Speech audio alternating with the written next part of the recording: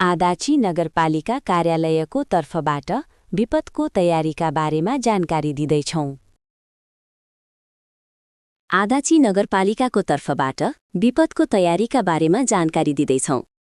Japan विपद धेरै हुने देश हो। आदाची क्षेत्रमा पनि ठूलो भूकम्प वा आँधीबेहरी आउने सम्भावना छ। विपद आइपर्दा घरहरू भत्किन सक्छन् वा बाढी आउन सक्छ। बिजुली, ग्यास र पानी रोकिन सक्छ। पसलहरूमा खाद्यान्न अभाव हुन सक्छ र सामान्य जीवन बिताउन गाह्रो हुन सक्छ। विपदका लागि सधैँ पूर्वतयारी गर्नुहोस्। पहिले कम्तीमा 3 दिनका लागि पानी, खाना र पोर्टेबल शौचालयको व्यवस्था गर्नुहोस्। भूकम्पको समयमा फर्निचरहरू नलढुन् भनेर तिनलाई सुरक्षित रूपमा फिक्स गर्नुहोस्। साथै खतराको बेला भाग्ने सुरक्षित ठाउँ, निकासी केन्द्र, हिनान्सो कहाँ छ भनेर पहिचान गरिराख्नुहोस्। आफ्नो स्मार्टफोनमा अडाची डिजास्टर प्रिभेन्सन एप इन्स्टल गर्नुहोस्।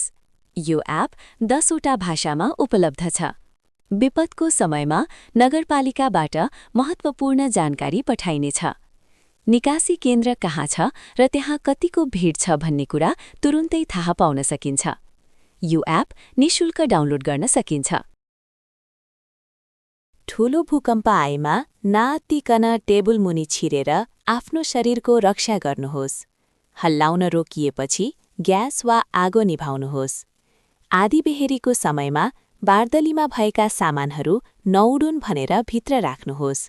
खतराको बेला छिटोभन्दा छिटो सुरक्षित ठाउँमा जानु महत्त्वपूर्ण हुन्छ। राम्रो तयारी गरेर आफ्नो र आफ्नो परिवारको रक्षा गर्नुहोस्। थप जानकारीका लागि आदाची नगरपालिकाको वेबसाइट हेर्नुहोस्।